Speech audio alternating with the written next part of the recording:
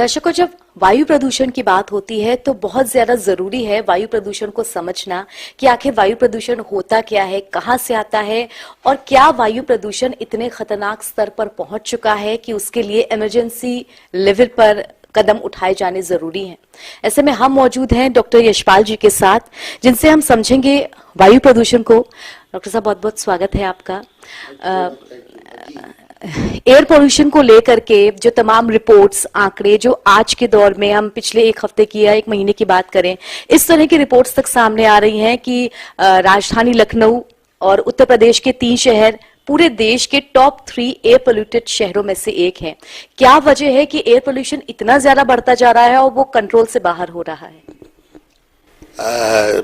देखिए ऐश्वर्या जी, जो air pollution का जहाँ तक संबंध है, कंट्रोल तो हम बहुत कर रहे हैं, परंतु जो सितंबर से और फरवरी तक एयर पोल्यूशन की समस्या होती है वो बेसिकली ऐड हो जाती है, क्योंकि मेट्रोलॉजिकल कंडीशंस ऐसी होती हैं। जब जाड़ा आता है तो जो भी हम एमिशंस निस्तारित करते हैं वो वितरित नहीं हो पाते हैं। वो जहाँ पर हम एमिशंस को निस्तारित करते हैं उनका कंसंट्रेशन वहाँ बढ़ जाता है, as a result of which air pollution की प्रॉब्लम होती है ये। और इसके साथ ही साथ जो पराली की वजह से समस्या है वो तो है ही, और इसका समाधान भी निकाल लिया गया है बहुत हद तक। जो मैं इन्वर्जन की प्रॉब्लम कह रहा था, जो मेट्रोलॉजिकल कंडीशन की बात कर रहा था, तो प्रत्येक जनपद में ऐसी जगह, ऐसे समय होता है जहां पर एक अच्छे वेंटिलेशन का पीरियड होता है और एक पुअर वेंटिलेशन का पीरियड होता है। गर्मी में अच्छे वेंटिलेशन का पीरियड बहुत होता है और जाड़े में ये बहुत कम हो जाता है। जैसे अच्छे वेंटिलेशन का पीरियड मात्र सवेरे 10 बजे से दिन में 2 बजे तक रहता है, जबकि गर्मी में सवेरे 6 बजे से रात 8 बजे तक अच्छे वेंटिलेशन का पीरियड। तो इसके कंट्रोल के लिए मेरा ये सुझाव रहा है हमेशा से कि हम ये देख लें, वेंटिलेशन पैटर्न्स किसी जनपद के हम स्टडी कर लें, और जब हमको पता चल जाए कि किसी जनपद में 10 बजे से 2 बजे तक का पीरियड अच्छा है, उसके बाद पीरियड खराब है, अच्छे पुअर वेंटिलेशन का है, तो हम जितनी ईंधन का जितना कंबस्टन करते हैं, जितना हम फ्यूल बर्निंग करते हैं, जितने हम बॉयलर्स को चार्ज करते हैं, वो सब हम उस अच्छे वेंटिलेशन के पीरियड में अगर करें तो जो हम धुआं छोड़ रहे हैं वो वितरित हो जाएगा। अगर हम शाम को रात में शाम को 4 बजे अगर हम कोई चीज़ जलाते हैं तो वो ऊपर नहीं जाती, फिर वो ऐड करती है एयर पोल्यूशन को। ऐसा नहीं है कि अगस्त में एयर पोल्यूशन के जो सोर्सेज थे और जो सितंबर में एयर पोल्यूशन के सोर्सेज हैं उनमें कोई अंतर हुआ हो। गाड़ियाँ भी वही हैं, आपकी इंडस्ट्रीज भी वही है, आपकी पब्लिक भी वही है। तो ये जब फर्क नहीं है तो यही सोचने की बात है कि आखिर ऐसा क्या है जिसकी वजह से सोर्सेज ऑफ पोल्यूशन वही होने के बावजूद भी हमारा इंक्रीमेंट हुआ है। तो दिस प्रूव्स दैट प्रॉब्ली हमारा जो इंक्रीमेंट हो रहा है वो ये थर्मल इन्वर्जन के कारण हो रहा है। और हमारा सुझाव जो है वो रेगुलेटर्स से यही है कि इस प्रकार की व्यवस्था करें कि जो भी जलाई जाएं चीज़ें वो अच्छे वेंटिलेशन के पीरियड का प्रयोग करके ही जलाई जाएं, और जो खराब वेंटिलेशन का पीरियड है उसमें उनको प्रतिबंधित कर दिया जाए। फॉर एग्जांपल, हम ऑड इवन की बात करते हैं व्हीकल्स की, तो अच्छे वेंटिलेशन के पीरियड में तो हम सारी व्हीकल्स चलने दें, लेकिन अगर हम शाम को 4 बजे के बाद वो व्हीकल्स ऑड इवन कर दें तो शायद एम्बिएंट एयर क्वालिटी पे इम्पैक्ट हो। तो एक ये सोल्यूशन लग रहा है। इंडस्ट्रियल पोल्यूशन का जहाँ तक सवाल है, वहाँ पर समस्त इंडस्ट्रीज़ में व्यवस्थाएं कर ली गई हैं। कालांतर मतलब पिछले 30-35 साल से ऐसी व्यवस्था है कि अगर इंडस्ट्री नहीं संचालित कर रही है ठीक से तो, और अगर उसमें वायु प्रदूषण नियंत्रण की व्यवस्था नहीं लगी है तो उनको संचालित होने से रोका जाता है। तो इंडस्ट्रियल पोल्यूशन कंट्रोल की स्थिति तो ऐसी गंभीर नहीं है जहां पर लार्ज मीडियम इंडस्ट्रीज़ का सवाल है। ये ज़रूर है कि बहुत छोटी छोटी इकाइयाँ जो शहरों में लगी हैं, जैसे जिनके पास भट्टियाँ हैं, वहाँ पर शायद इतना अवेयरनेस नहीं है। तो एक ये एरिया है जहाँ पर हमको थ्रस्ट करने की ज़रूरत है।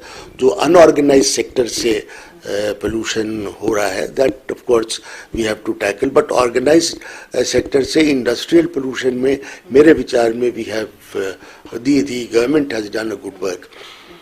और सर, एयर क्वालिटी इंडेक्स की अगर बात करें, लगातार लखनऊ में 4 जगहों पर जो एयर क्वालिटी इंडेक्स भी लगे हुए हैं, उनका आंकड़ा 100 माना जाता है कि 100 में अगर वो अंदर रहेगा तो that is good air for you. लेकिन एयर क्वालिटी इंडेक्स भी लगातार 350, 450 इसके पार जा रहे हैं. डॉक्टर्स भी ये सजेस्ट कर रहे हैं कि इवनिंग वॉक पे जो लोग निकलते थे बाहर फ्रेश एयर के लिए, अब ना जाएं, आप घर में ही रहें, वो ज्यादा बेहतर है. तो इस तरह की स्थिति पे पहुंच जाएंगे तो ये स्थितियां एस्थमेटिक पेशेंट्स या ब्रोंकाइटिस पेशेंट्स, इन सब के लिए भी बहुत ज्यादा खतरनाक हो जाएंगी. आप मानते हैं कि एयर पोल्यूशन इस वक्त इमरजेंसी लेवल पर है और इसे कंट्रोल करने के लिए तुरंत हमें कुछ कदम उठाए जाने चाहिए?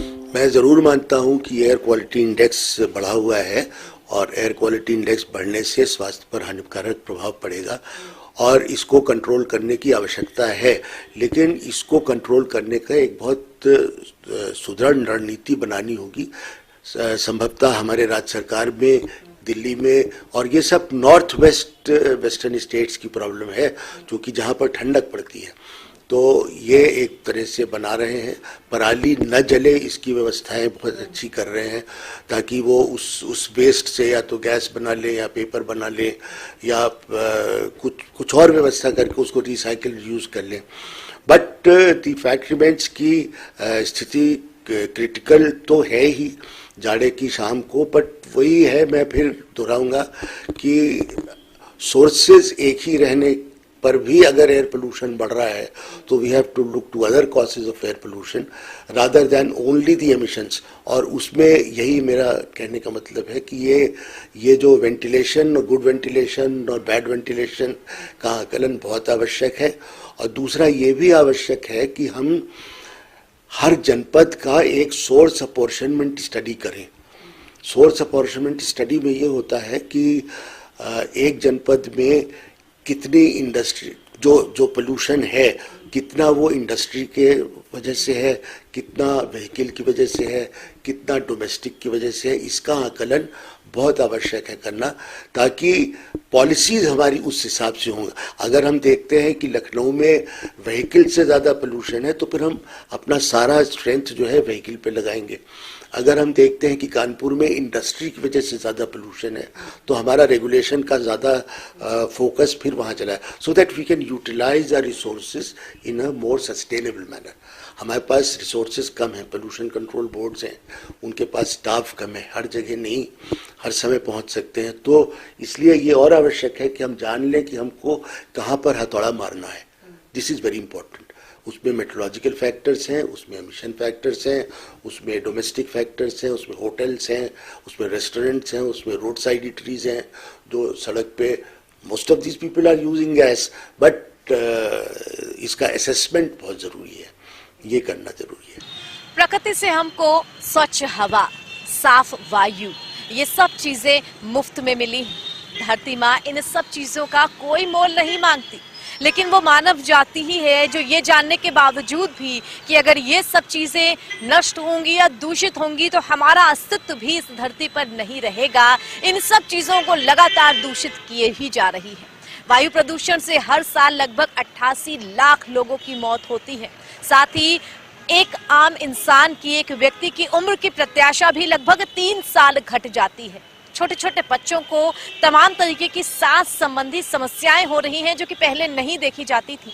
ऐसे में वायु प्रदूषण एक महामारी, एक भयंकर बीमारी के रूप में हम सबके सामने आ रहा है.